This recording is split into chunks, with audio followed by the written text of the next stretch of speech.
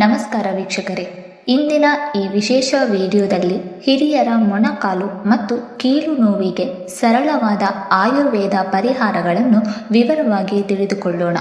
ವಿಶೇಷವಾಗಿ 65 ವರ್ಷ ಮೇಲ್ಪಟ್ಟವರು ಮೊಣಕಾಲಿನ ಬಿಗಿತ, ನೋವು, ಬೆಳಗ್ಗೆ ಎದ್ದಾಗ ಜಕ್ಕು ಜಕ್ಕು ಶಬ್ದ, ನಡೆಯುವಾಗ ಸೆಳೆತ ಮತ್ತು ದೌರ್ಬಲ್ಯದಿಂದ ಬಳಲುತ್ತಿದ್ದರೆ ಈ ಮಾಹಿತಿ ನಿಮಗೆ ಬಹಳ ಉಪಯುಕ್ತವಾಗಲಿದೆ.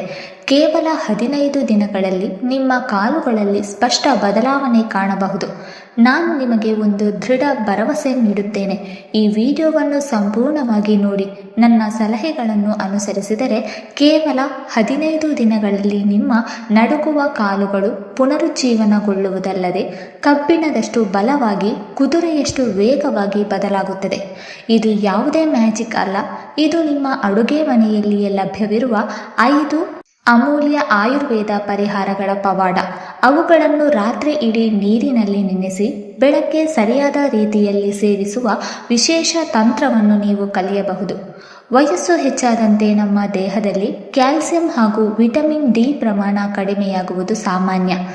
ಏಮ್ಸ್ ಮತ್ತು WHO ವರದಿಗಳ ಪ್ರಕಾರ ಹಿರಿಯರಲ್ಲಿ ಮೂಳೆ ದುರ್ಬಲತೆ, ಆಸ್ಟಿಯೋಪೊರೋಸಿಸ್ ಮತ್ತು ಜಂಟಿ ಸಮಸ್ಯೆಗಳ ಪ್ರಮುಖ ಕಾರಣವೆಂದರೆ ಪೋಷಕಾಂಶಗಳ ಕೊರತೆ, ವಿಶೇಷವಾಗಿ ಸೂರ್ಯನ ಬೆಳಕಿನ ಕೊರತೆ, ಸರಿಯಾದ ಆಹಾರದ ಅಭಾವ ಮತ್ತು ವ್ಯಾಯಾಮದ ಕೊರತೆ ಈ ಸಮಸ್ಯೆಯನ್ನು ಹೆಚ್ಚಿಸುತ್ತದೆ. ಆದ್ದರಿಂದ ನಾವು ಮೊದಲಿಗೆ ದೇಹದ ಒಳಗಿನ ಕೊರತೆಯನ್ನು ಸರಿಪಡಿಸುವತ್ತ ಗಮನ ಹರಿಸಬೇಕು. ವಿಡಿಯೋವನ್ನು ಕೊನೆಯವರೆಗೂ ನೋಡಿ. ಇಂದು ನಾನು ನಿಮ್ಮೊಂದಿಗೆ 5 ರಹಸ್ಯಗಳನ್ನು ಹಂಚಿಕೊಳ್ಳುತ್ತೇನೆ.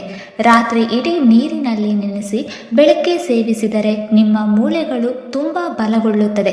90ನೇ ವಯಸ್ಸಿನಲ್ಲೂ ವಾಕಿಂಗ್ ಸ್ಟಿಕ್ ಅಥವಾ ಯಾವುದೇ ಸಪೋರ್ಟ್ನ ಅಗತ್ಯವಿರುವುದಿಲ್ಲ.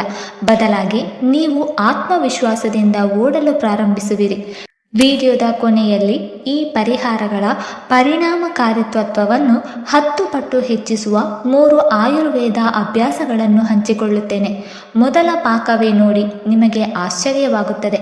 ಹಾಗಾಗಿ ಈ ವಿಡಿಯೋವನ್ನು ಬಿಟ್ಟು ಬಿಡಬೇಡಿ. ಸ್ನೇಹಿತರೆ, ನಡುಗುವ ಕಾಲುಗಳು, ಮೊಣಕಾಲು ನೋವು, ದಿನವಿಡೀ ಕುಳಿತುಕೊಳ್ಳುವುದರಿಂದ ಗಟ್ಟಿಯಾದ ಕೀಲುಗಳು ಇವು ಸಾಮಾನ್ಯ ಸಮಸ್ಯೆಗಳಲ್ಲ.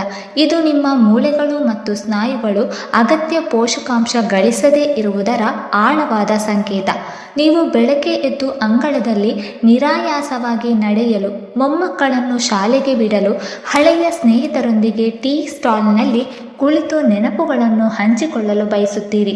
ಆದರೆ ಕಾಲು ನೋವು ನಿಮ್ಮನ್ನು ದೈಹಿಕವಾಗಿ ಮತ್ತು ಮಾನಸಿಕವಾಗಿ ಒಂದು ಕೋಣೆಗೆ ಒತ್ತಿ ಹಾಕುತ್ತದೆ. ಈ ವಯಸ್ಸಿನಲ್ಲಿ ಮೂಳೆ ಗುಣಪಡಿಸುವುದು ಕಷ್ಟ ಎಂದು ತಿಳಿದಿರುವುದರಿಂದಲೂ, ಮಕ್ಕಳ ಮೇಲೆ ಹೊರೆಯಾಗಲು ಬಯಸದಿರುವುದರಿಂದಲೂ ಬೀಳುವ ಭಯದಲ್ಲಿದ್ದೀರಿ. ಈ ಭಯ ಜೀವನದ ಸಂತೋಷವನ್ನೇ ಕಸಿದುಕೊಳ್ಳುತ್ತದೆ. ಆದರೆ ಈ ಪರಿಸ್ಥಿತಿ ಶಾಶ್ವತವಲ್ಲ.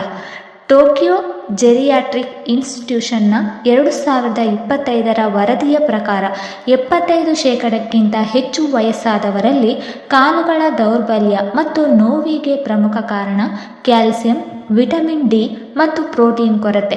ಇದೀಗ ನಮ್ಮ ಅಡುಗೆ ಮನೆಯಲ್ಲಿ ಲಭ್ಯವಿರುವ ಮೊದಲ ಅಮೂಲ್ಯ ಸಂಯೋಜನೆ ಮೆಂತ್ಯ ಮತ್ತು ವಾಲ್ನಟ್. ರಾತ್ರಿ 1 ಚಮಚ ಮೆಂತ್ಯೆಯನ್ನು ನೀರಿನಲ್ಲಿ ನೆನೆಸಿಡಿ. ಜೊತೆಗೆ 2 ವಾಲ್ನಟ್ ತುಂಡುಗಳನ್ನು ಸಹ ನೆನೆಸಿಡಿ. ಬೆಳಗ್ಗೆ ಖಾಲಿ ಹೊಟ್ಟೆಯಲ್ಲಿ ಈ ಮೆಂತ್ಯ ಕಾಳುಗಳನ್ನು ಚೆನ್ನಾಗಿ ಜಗಿದು ತಿನ್ನಿ. ನಂತರ ವಾಲ್ನಟ್ ಸೇವಿಸಿ. ಮೆಂತ್ಯೆಯು ಉರಿಯೂತ ಕಡಿಮೆ ಮಾಡುವ ಗುಣ ಹೊಂದಿದ್ದು ಜಂಟಿಗಳಲ್ಲಿ ಇರುವ ನೋವನ್ನು ಶಮನಗೊಳಿಸುತ್ತದೆ. ವಾಲ್ನಟ್ನಲ್ಲಿ ಒಮೆಗಾ 3 ಫ್ಯಾಟಿ ಆಸಿಡ್ ಸಮೃದ್ಧವಾಗಿದ್ದು ಜಂಟಿಗಳ ಸ್ತಂಭನವನ್ನು ಕಡಿಮೆ ಮಾಡಲು ಸಹಾಯ ಮಾಡುತ್ತದೆ. ಇದನ್ನು ನಿರಂತರವಾಗಿ 15 ದಿನ ಮಾಡಿದರೆ ಬೆಳಗ್ಗೆ ಎದ್ದಾಗ ಕಾಣುವ ಬಿಗಿತ ಕಡಿಮೆಯಾಗುವುದನ್ನು ಗಮನಿಸಬಹುದು. ಎರಡನೇ ಸಂಯೋಜನೆ ಕಪ್ಪು ಎಳ್ಳು ಮತ್ತು ಒಣ ದ್ರಾಕ್ಷಿ. 1 ಚಮಚ ಕಪ್ಪು ಎಳ್ಳನ್ನು ಮತ್ತು 4-5 ಒಣ ದ್ರಾಕ್ಷಿಯನ್ನು ರಾತ್ರಿ ನೆನೆಸಿಡಿ. ಬೆಳಗ್ಗೆ ನೀರನ್ನು ಸಹ ಕುಡಿಯಬಹುದು. ನಂತರ ಎಳ್ಳು ಮತ್ತು ದ್ರಾಕ್ಷಿಯನ್ನು ತಿನ್ನಿ. ಕಪ್ಪು ಎಳ್ಳು ಕ್ಯಾಲ್ಸಿಯಂನ ಒಳ್ಳೆಯ ಮೂಲವಾಗಿದ್ದು ಮೂಳೆಗಳ ಗಟ್ಟಿತನವನ್ನು ಹೆಚ್ಚಿಸುತ್ತದೆ. ಒಣ ದ್ರಾಕ್ಷಿ ರಕ್ತಹೀನತೆಯನ್ನು ಕಡಿಮೆ ಮಾಡಲು ಸಹಾಯಕವಾಗಿದ್ದು ದೇಹಕ್ಕೆ ಶಕ್ತಿ ನೀಡುತ್ತದೆ. ಈ ಸಂಯೋಜನೆ ವಿಶೇಷವಾಗಿ ಮಹಿಳೆಯರಿಗೆ ಬಹಳ ಪ್ರಯೋಜನಕಾರಿ. ಮೂರನೆಯ ಸಂಯೋಜನೆ ಅಗಸೆ ಬೀಜ ಮತ್ತು ಖರ್ಜೂರ. 1 ಚಮಚ ಅಗಸೆ ಬೀಜಗಳನ್ನು ಸ್ವಲ್ಪ ಹುರಿದು ನಂತರ ನೆನೆಸಬಹುದು ಅಥವಾ ನೇರವಾಗಿ ನೆನೆಸಬಹುದು. ಜೊತೆಗೆ 1 ಅಥವಾ 2 ಖರ್ಜೂರಗಳನ್ನು ಸೇರಿಸಿ. ಬೆಳಗ್ಗೆ ಇದನ್ನು ಸೇವಿಸಿದರೆ ದೇಹಕ್ಕೆ ಅಗತ್ಯವಾದ ಫೈಬರ್, ಐರನ್ ಮತ್ತು ಒಳ್ಳೆಯ ಕೊಬ್ಬು ದೊರೆಯುತ್ತದೆ. ಅಗಸೆ ಬೀಜಗಳು ಜಂಟಿಗಳಲ್ಲಿನ ಉರಿಯೂತವನ್ನು ಕಡಿಮೆ ಮಾಡುತ್ತದೆ. ಖರ್ಜೂರ ದೇಹದ ದುರ್ಬಲತೆಯನ್ನು ಕಡಿಮೆ ಮಾಡಿ ಶಕ್ತಿಯನ್ನು ಹೆಚ್ಚಿಸುತ್ತದೆ. ಹಿರಿಯರು ದೀರ್ಘಕಾಲ ನಡೆಯಲು ಇದು ಸಹಾಯಕ. 4ನೇ ವಿಧಾನ ಬಾದಾಮಿ ಮತ್ತು ಅಂಜೂರ. 2 ಬಾದಾಮಿ ಮತ್ತು 1 ಒಣ ಅಂಜೂರವನ್ನು ರಾತ್ರಿ ನೆನೆಸಿರಿ. ಬೆಳಗ್ಗೆ ಬಾದಾಮಿಯ ಸಿಪ್ಪೆ ತೆಗೆದು ತಿನ್ನಿ. ಅಂಜೂರ ಜೀರ್ಣಕ್ರಿಯೆ ಸುಧಾರಿಸುತ್ತದೆ ಮತ್ತು ಮೂಳೆಗಳಿಗೆ ಅಗತ್ಯವಾದ ಖನಿಜಗಳನ್ನು ಒದಗಿಸುತ್ತದೆ. ಇದು ಮಲಬದ್ಧತೆಯ ಸಮಸ್ಯೆಯನ್ನು ಕಡಿಮೆ ಮಾಡುತ್ತದೆ, ಏಕೆಂದರೆ ಜೀರ್ಣಕ್ರಿಯೆ ಸರಿಯಾಗಿದ್ದರೆ ಪೋಷಕಾಂಶಗಳ ಶೋಷಣೆಯು ಉತ್ತಮವಾಗುತ್ತದೆ. 5ನೆಯ ವಿಧಾನ ಚಿಯಾ ಬೀಜ ಮತ್ತು ಬೆಚ್ಚಗಿನ ಹಾಲು. 1 ಚಮಚ ಚಿಯಾ ಬೀಜಗಳನ್ನು ರಾತ್ರಿ ನೀರಿನಲ್ಲಿ ನೆನೆಸಿ. ಬೆಳಗ್ಗೆ ಅದನ್ನು 1 ಗ್ಲಾಸ್ ಬೆಚ್ಚಗಿನ ಹಾಲಿಗೆ ಸೇರಿಸಿ ಕುಡಿಯಿರಿ. ಇದು ಮೂಳೆಗಳಿಗೆ ಬಲ ನೀಡುವ ಉತ್ತಮ ಸಂಯೋಜನೆ.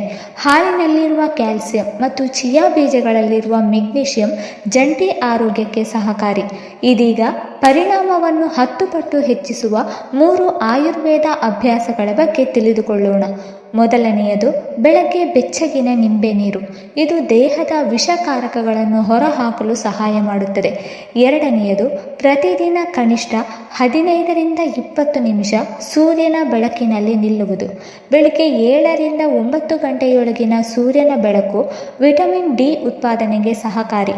3ನೆಯದು ಸಾಸಿವೆ ಎಣ್ಣೆಯಿಂದ ಮೃದುವಾಗಿ ಮೊಣಕಾಲಿಗೆ ಮಸಾಜ್ ಮಾಡುವುದು. ಇದು ರಕ್ತ ಪ್ರಸರಣವನ್ನು ಸುಧಾರಿಸಿ ನೋವನ್ನು ಕಡಿಮೆ ಮಾಡುತ್ತದೆ.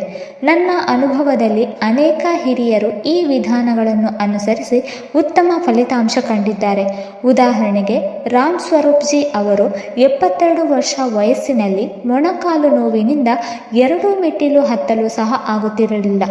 20 ದಿನಗಳ ಕಾಲ ಈ ನೆನೆಸಿದ ಆಹಾರ ಕ್ರಮ ಹಾಗೂ ಸಾಸಿವೆ ಎಣ್ಣೆ ಮಸಾಜ್ ಮಾಡಿದ ನಂತರ ಅವರು ದಿನವೂ ಪಾರ್ಕ್ನಲ್ಲಿ ನಡೆಯಲು ಪ್ರಾರಂಭಿಸಿದರು. ಸುಶೀಲಾದೇವಿ ಅವರು ಬೆಳಗ್ಗೆ ಎದ್ದಾಗ ಬಿಗಿತದಿಂದ ಬಳಲುತ್ತಿದ್ದರು. ಕಪ್ಪು ಎಳ್ಳು ಮತ್ತು ಸೂರ್ಯನ ಬೆಳಕು ಅಭ್ಯಾಸದಿಂದ 3 ವಾರಗಳಲ್ಲಿ ಸ್ಪಷ್ಟ ಸುಧಾರಣೆ ಕಂಡುಬಂದಿತು ಎಂದು ಹೇಳಿದರು. ಆದರೆ ಸ್ನೇಹಿತರೆ, ನಿಮಗೆ ಡಯಾಬಿಟಿಸ್, ರಕ್ತದೊತ್ತಡ ಅಥವಾ ಇತರ ಗಂಭೀರ ಕಾಯಿಲೆಗಳಿದ್ದರೆ ಮೊದಲು ವೈದ್ಯರ ಸಲಹೆ ಪಡೆಯುವುದು ಅತ್ಯಂತ ಮುಖ್ಯ. ಯಾವುದೇ ಆಹಾರವನ್ನು ಅತಿಯಾಗಿ ಸೇವಿಸಬಾರದು. ಮಿತಿಯಲ್ಲಿ, ನಿಯಮಿತವಾಗಿ ಮತ್ತು ಶಿಸ್ತಿನಿಂದ ಮಾಡಿದಾಗ ಮಾತ್ರ ಫಲಿತಾಂಶ ಸಿಗುತ್ತದೆ. ಕೊನೆಯಲ್ಲಿ ಆರೋಗ್ಯವೇ ನಮ್ಮ ದೊಡ್ಡ ಸಂಪತ್ತು. ವಯಸ್ಸು ಕೇವಲ ಸಂಖ್ಯೆ ಮಾತ್ರ. ಸರಿಯಾದ ಆಹಾರ, ನಿಯಮಿತ ಚಲನೆ, ಸೂರ್ಯನ ಬೆಳಕು ಮತ್ತು ಧೈರ್ಯದಿಂದ 90 ವರ್ಷ ಮೇಲ್ಪಟ್ಟರೂ ನಿರ್ಭಯವಾಗಿ ನಡೆಯಬಹುದು. ಹಿಂದೆ ಈ ಸರಳ ಆಯುರ್ವೇದ ಕ್ರಮಗಳನ್ನು ಪ್ರಾರಂಭಿಸಿ. ನಿಮ್ಮ ಕಾಲುಗಳು ಮತ್ತೆ ಬಲವಾಗಿ ಮೊಮ್ಮಕ್ಕಳೊಂದಿಗೆ ದೇವಸ್ಥಾನಕ್ಕೆ ನಡೆಯುವ ದಿನ ದೂರವಿಲ್ಲ. ಈ ಮಾಹಿತಿ ನಿಮಗೆ ಉಪಯುಕ್ತವಾಗಿದ್ದರೆ ವಿಡಿಯೋಗೆ ಲೈಕ್ ಮಾಡಿ, ಶೇರ್ ಮಾಡಿ ಮತ್ತು ಚಾನಲ್ ಸಬ್ಸ್ಕ್ರೈಬ್ ಮಾಡಿ. ಆರೋಗ್ಯಕರ ಜೀವನದತ್ತ ನಾವು ಎಲ್ಲರೂ ಒಂದಾಗಿ ಹೆಜ್ಜೆ ಹಾಕೋಣ. ಧನ್ಯವಾದಗಳು.